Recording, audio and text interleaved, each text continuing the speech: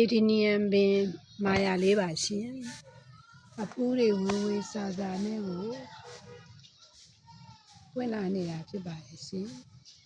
အဖူးတွေကလည်းအများကြီးပါရှင် Adenium မာယာမျိုးလို့ခေါ်ပါတယ်ဒါအဖူးအငယ်လေးပါဒါကတော့ပွင့်ငံလေးပါမိုးတွေဘလောက်ပဲရွာနေသူတို့တွေကမိုးမင်းကြီးကိုအန်တူးပြီးတော့ပွင့်လာနေကြခြင်းဖြစ်ပါတယ်ရှင်မိုးမင်းကြီးကိုအန်တူးပြီးတော့ပွင့်နေတဲ့ပင်လေးတွေပါရှင်အဖူးတွေကလည်းတစ်ခိုင်းတစ်ခိုင်းကိုအဲ့လိုဝေးဝေးဆာဆာနဲ့ပွင့်လာနေတာဖြစ်ပါတယ်ရှင်ဒီမှာပါရှင်Adeniumမာယာအဖူးတွေပါရှင်နောက်တစ်ပင်ကလည်းပဲပွင့်တော့မလို့အဖူးလေးတွေစပြီးတော့ထွက်နေပါပြီအများကြီးပါပဲအဖူးတွေကလည်းတစ်ခိုင်းတစ်ခိုင်းဆိုရင်အဖူးတွေအများကြီးကိုဖူးနေကြတာပါရှင်ဒီမှာလည်းအဖူးလေးစထွက်ခါကြပါဒီမှာလည်းထွက်နေတာပါအောက်ခြေခိုင်းတွေထိရောအဖူးတွေနဲ့ပါရှင်ဒါလည်းဒီမှာဆိုဖူးပွင့်ငံနေပါ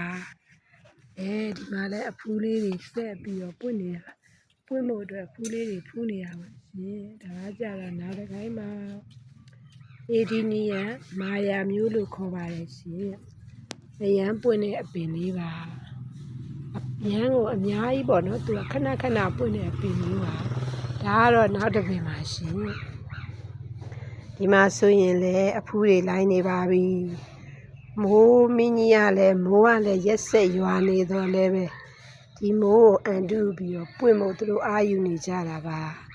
ဒီမှာလည်းပဲဒါအဖူးတွေလိုက်နေတဲ့အပင်လေးဖြစ်ပါတယ်ရှင်ဒီအပင်လေးကကြတော့ဖောင်ပူပြီးတော့လှတယ်ပုံသဏ္ဍာန်လေးကပူပြီးတော့လှပါတယ်ရှင်ပူပြီးတော့လှပါတယ်ရှင်ဒါကကြတော့ဒီပင်လေးကပွင့်ရင်ပွင့်တော့မှာပေါ့နော်အဖူးလေးတွေတော့လိုက်နေပြီဒီအဖူးလေးတွေဒီပင်လေးကပူပြီးတော့သူ့ရဲ့အယောင်လေးက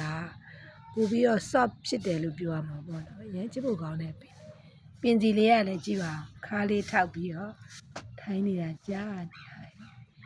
တာဒါကိုပွင့်နေပင်လေးတွေဖြစ်ပါတယ်ရှင်ထပ်ပွင့်လို့ရှိရင်ဒီမှာထပ်ပြီးတော့ဒီကပင်လေးတွေကပွင့်နေတော့ထပ်ပြီးတော့ကြည့်ရှုသူများ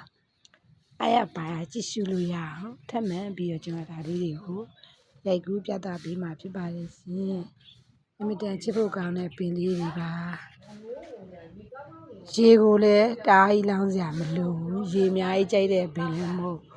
အဲ့လိုမျိုးလေးပါကြည့်ပါဦးဒီမှာပွင့်နေဒါကိုပွင့်တာပါရှင်ဒါကတော့အမုံလေးပါဒီနေ့ပွင့်မဲ့ပင်လေးပါရှင်ကြည့်ရှုပေးတဲ့တူတယောက်ချင်းဒီတိုင်းကိုကျေးဇူးတင်လျက်ပါရှင်